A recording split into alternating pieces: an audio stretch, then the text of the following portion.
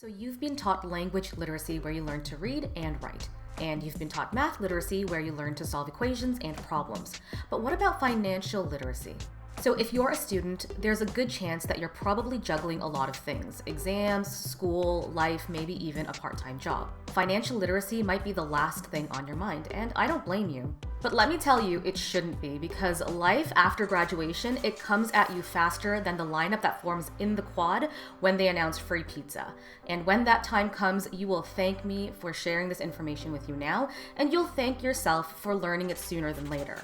Did you know that setting financial goals can actually help you manage your time and money more effectively? So if you're dreaming of moving out, having your own home, taking trips, and doing things you enjoy without being stressed about bills or living paycheck to paycheck, this video is for you. In my last video, I talked about why money matters, as well as setting short-term, mid-term, and long-term goals.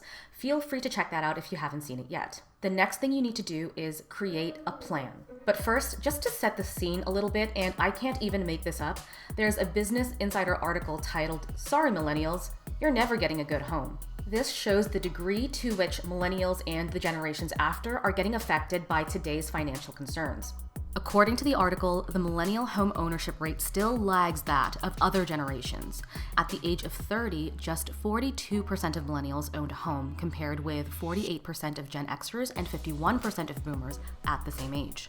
So while a financial plan may not solve all of your financial woes, it's an important core step to get on more solid financial footing. Once you know what you want to achieve and by when, create a plan to reach your goals. As a good friend once put it, think ahead to where you want to be in 1 year, 5 years, 10 years, or even 30 years. Once you do that, create a plan by reverse engineering the steps to get there. Two big things in your plan are likely going to involve: 1, generating as much income as possible, that means working, and 2, cutting unnecessary expenses. And I'll say it now, don't count on shortcuts. There's no foolproof get-rich-quick scheme out there. The next thing to do is to review and adjust to your plan. Needless to say, none of this will matter if you don't execute. And as you execute and work towards your goals, you have to stay on top of reviewing your progress and adjusting your plan as necessary. There's a book called The Millionaire Next Door by Thomas Stanley and William Danko. And in the book, they distinguish between 3 different groups of people. So first, we've got prodigious accumulators of wealth, or PAWs for short. These people are better than average at saving and growing their money, so their net worth exceeds most people with similar incomes because they're aiming for financial independence, instead of just looking rich to impress people. Next, we've got average accumulators of wealth, AAWs. This is most people who fall under this category. They're average in terms of wealth. And finally, we have under accumulators of wealth, or UAWs. These people are below average when it comes to saving money or growing wealth. They end up with a much lower net worth than other people with similar incomes, even if they have 6-figure salaries. Okay, but here's where it gets interesting. According to this book, 2/3 of millionaires plan out their budgets. So they actually track their spending by category, and they set financial goals for the week, the month, and even the year.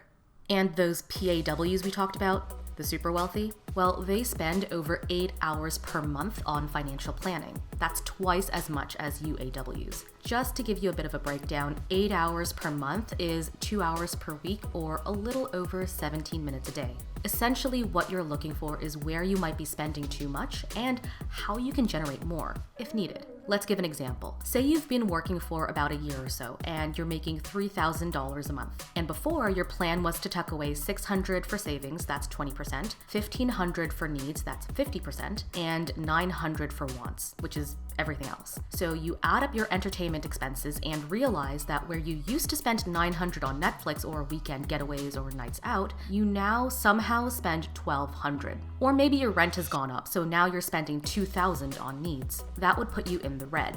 If you're in this position, you need to make some changes, maybe live somewhere more within your budget or start applying for higher paying jobs. Being rigid won't save you because some things happen in life that you cannot predict with 100% certainty. So be prepared to make changes and stay flexible. But what if you already started saving and accumulating some wealth? How much money is enough? The unsatisfying answer to the question of how much money is enough is it depends. It varies for everyone based on your lifestyle, location, financial obligations, and personal values. Someone who's single and whose goal involves luxury homes and sports cars will differ from someone who dreams of living in a small town alone or maybe with their partner and children. A good rule of thumb that I like comes from Fidelity Investments, a multinational financial services company. Aim to save at least 1 year's salary by age 30, 2 times by 35, and 3 times by 40. When you're starting out, here's something to think about. A lot of the super rich prioritize learning first and then earning to maximize wealth. Needless to say, everyone's financial situation is different. This video does not constitute financial advice and certainly doesn't replace individualized advice from a professional. Thanks so much for tuning in. I poured my heart and soul into this video and I hope you enjoyed it. If you found it useful at all or if you connected with anything that I said, please consider liking, sharing, or subscribing for more career, study, and wealth tips. Until next time, bye!